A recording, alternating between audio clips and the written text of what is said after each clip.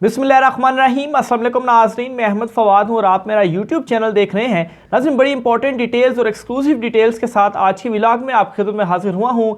सबसे पहले तो एक बड़ी खबर, army chief general Qamar Javed Bajwa साहब की ज़ेर सदारत कोर कमांडर कॉन्फ्रेंस जो है वो हुई है GHQ में। इसमें कुछ इंपॉर्टेंट फैसले, कुछ इंपॉर्टेंट तफसीलात हैं। एक तो ये आज के व्लॉग में आपके साथ में शेयर करूंगा। दूसरे नंबर पर इलेक्शंस के हवाले से एक बड़ी डेवलपमेंट, खास तौर पर बैकडोर जो मुज़ाकरात हो रहे थे उसमें एक नई पेशरफ सामने आई है। इस हवाले से भी कुछ डिटेल्स आपके सामने में रखूंगा। और आखिर में नाज़रीन, MQM जो है एक मरतबा फिर से MQM की जानिब से ये कहा गया है कि वो हुकूमत का साथ छोड़ रहे हैं। लेकिन इससे पहले भी कई मरतबा MQM के जो मुख्तलिफ रहनुमा हैं वो ख़ुद अपने मुंह से बोल कर कह चुके हैं, लेकिन उसके बावजूद भी वो MQM जो है वो हुकूमत का हिस्सा ही है। आज क्या हुआ है, शहबाज शरीफ से मुलाकात हुई है MQM के एक वफ्द की। इस मुलाकात की अंदरूनी कहानी और हुकूमत से अलहदगी वाला मामला क्या है, इसकी डिटेल भी आपके सामने रखूंगा।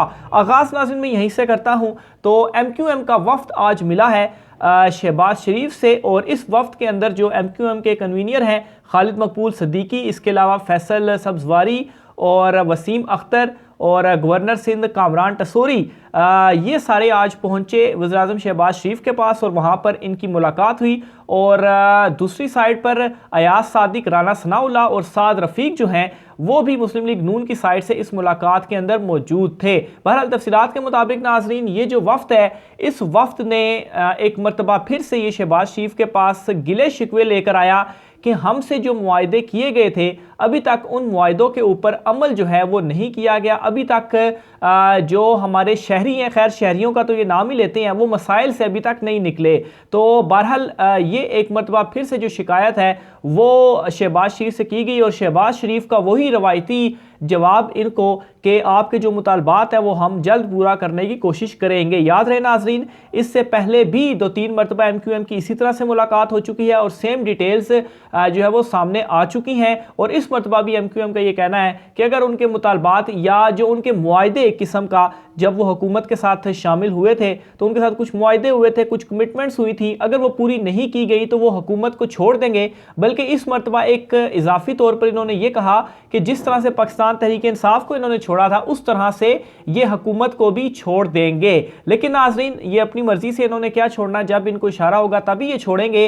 बहरहाल इस मरतबा एक ये मामला हुआ है कि 2 नई वजारतें जो है वो MQM को देने के हवाले से भी इस वक्त जो मामलात हैं, जो चीज़ें हैं वो सामने आ रही हैं कि 2 वजारतें इनको शायद मज़ीद दे दी गई हैं, जिसके बाद MQM जो अवाम के मसाइल लेकर आई थी वो अब हल हो चुके हैं सिर्फ 2 वजारतें लेने से। तो 2 वजारतों की मार है MQM आपने इनको दे दी और इनके जो सारे मुतालबात हैं जो कि अवाम के नाम के ऊपर ये आपके सामने रखते हैं तो वो हल हो जाते हैं। लेकिन खैर एज़ यूजुअल कई मरतबा पहले भी धमकियाँ दी जा चुकी, इस मरतबा भी दी, लेकिन जैसा MQM को इशारा होगा छोड़ने का तो उस वक्त ही MQM छोड़ेगी। इसके अलावा नाज़रीन, आज बड़ी एक इम्पॉर्टेंट मीटिंग हुई है और ये मीटिंग नाज़रीन बेसिकली कोर कमांडर कॉन्फ्रेंस जो हुआ करती है वो हुई है। और ये कॉन्फ्रेंस का जो एजेंडा था या इसमें जो डिस्कशन हुई है वो बुनियादी तौर पर nuclear command and control structure पर मुकम्मल का इस एतमाद का जो इजहार है वो इसमें किया गया। और इसी के हवाले से जो डिस्कशन है, जो ब्रीफिंग है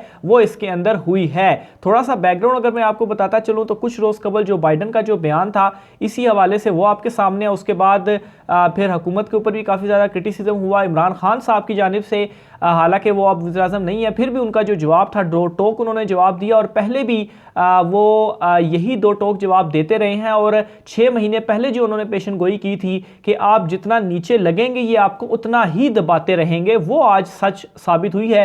ये जितना जाके उनके आगे लेटते हैं ये उतना ही वो इनको जो है वो मज़ीद लेटाते हैं। तो बहरहाल उसके बाद फिर ये जो इस कॉन्फ्रेंस के अंदर जो डिस्कशन हुई, ज़ाहिर सी बात है वहाँ पर भी यही चीज़ हुई, तो इसलिए मैं इसको भी उसी के तनाजुर में आपके सामने रख रहा हूँ। बहरहाल इसमें army chief general Qamar Javed Bajwa साहब की ज़ेर सदारत ये जो इजलास है या कॉन्फ्रेंस है कोर कमांडर ये हुई है। और इसके अंदर जो शुरका थे, जो सारे जनरल्स थे, उनका ये कहना था कि मौजूदा अंदरूनी और बैरूनी सिक्योरिटी सूरत हाल और फ़ौज की ऑपरेशनल तैयारियों का जो तफसीली जायज़ा है वो भी उसमें लिया गया। इसके अलावा नाज़रीन आर्मी चीफ़ ने फॉर्मेशन की ऑपरेशन तैयारियों पर इत्मीनान का इजहार करते हुए सैलाब के दौरान फॉर्मेशंस की ऑपरेशन तैयारी और मुसलसल कोशिशों की तारीफ़ की।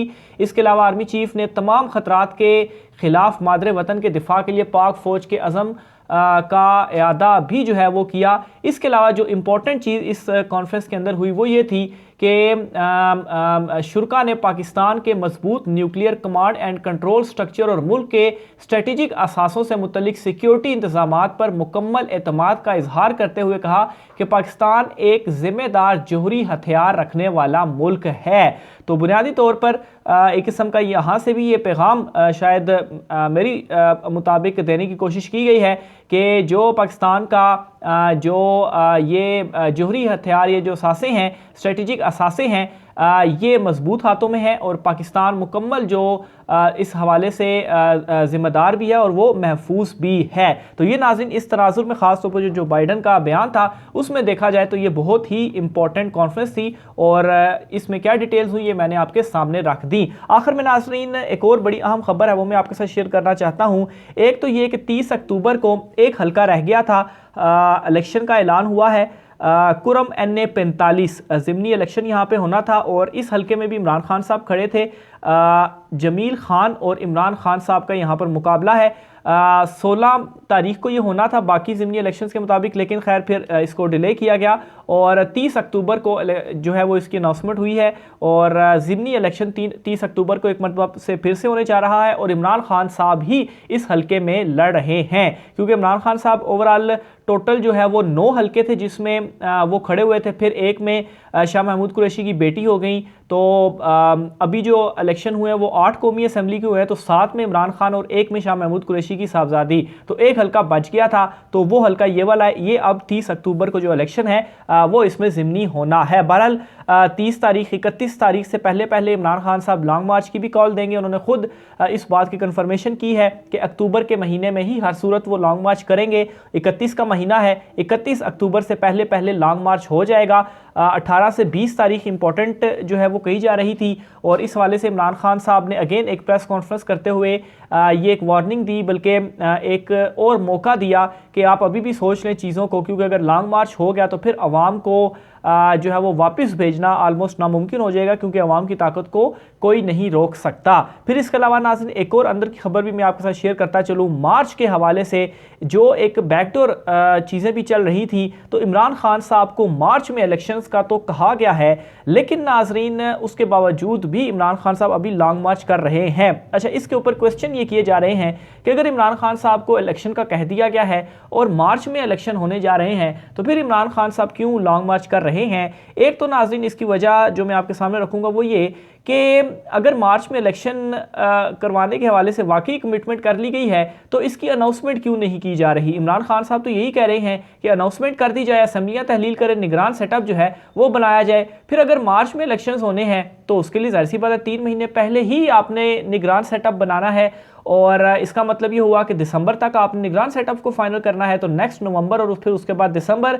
तो ये जो चीज़ें हैं इससे जाहिर होता है कि कुछ ना कुछ जो है वो गड़बड़ है। तो इमरान खान साहब एक तो ये चाहते हैं कि अगर आपने ये चीज़ कही है तो इसकी अनाउंसमेंट हो, लेकिन दूसरी तरफ इमरान खान साहब ये भी चाहते हैं कि मार्च तक मामलात ना जाएं, इलेक्शंस जो हैं वो पहले ही हो जाएं। इसी वजह से इमरान खान साहब जो लॉन्ग मार्च है वो कर रहे हैं। फिर इसके अलावा नाजरीन राना सनाउल्लाह जो हैं उन्होंने एक और साफ लफ्ज़ों में एक इशारा दिया है कि वो इलेक्शन में क्यों नहीं जाना चाह रहे और जो ज़िमनी इलेक्शन वो हारे हैं इस हार के ऊपर वो ये कहते हैं कि अवाम ने अभी कम नाराज़गी का उनसे इजहार किया, यानी कि इन ज़िमनी इलेक्शंस के जो रिज़ल्ट आए हैं, हालांकि clean sweep almost Imran Khan साहब ने किया है, तो इस पर भी वो कहते हैं कि इमरान खान साहब ने क्लीन स्वीप तो कर दिया है लेकिन उन्हें और नून लीग को जो एक बदतरीन इबरतनाक शिकस्त हुई है, इससे भी इबरतनाक शिकस्त नून लीग को होनी चाहिए थी और उनके जहनों में यही था कि इन्हें इससे भी इबरतनाक शिकस्त होगी। तो इसी से आप अंदाज़ा लगा लें कि अगर उन्होंने ये एक्सेप्ट कर लिया तो इलेक्शन की तरफ वो क्यों जाएंगे। फिर दूसरी तरफ नाज़रीन एक ये रिपोर्ट भी सामने आई है जिसमें यह कहा गया कि पाकिस्तान तहरीक इंसाफ का जो वोट बैंक था, अगर उसको कंपेयर किया जाए इन ये जो 11 हल्कों में इलेक्शन हुए हैं तो इनमें पहले 37% से बढ़कर 49% यानी कि 12% इमरान खान साहब का वोट बैंक जो है वो बढ़ा है। हालांकि नाजरीन जो टर्न आउट है वो इन हल्कों में कम रहा है, यानी कि 35% तक जो टर्न आउट है वो गिरा है। लेकिन टर्न आउट गिरने के बावजूद इमरान खान साहब अगर 50% तक जो है उनका वोट बैंक चला गया है, तो इसका मतलब है अगर टर्न आउट ज़्यादा होता है, जो कि आम इंतखाबात में ज़्यादा ही होगा, तो उसमें तो ये 70% तक जो है वो इमरान खान साहब की जो परसेंटेज है वो चली जाएगी। और यही हुकूमत को डर है कि इमरान खान साहब अब आएगा और 2/3 अक्सरियत से वापस आएगा। मज़ीद डिटेल भी आपसे शेयर करता रहूँगा। आज की व्लॉग से इतना ही, मुझे इजाज़त दीजिए। अल्लाह हाफिज़।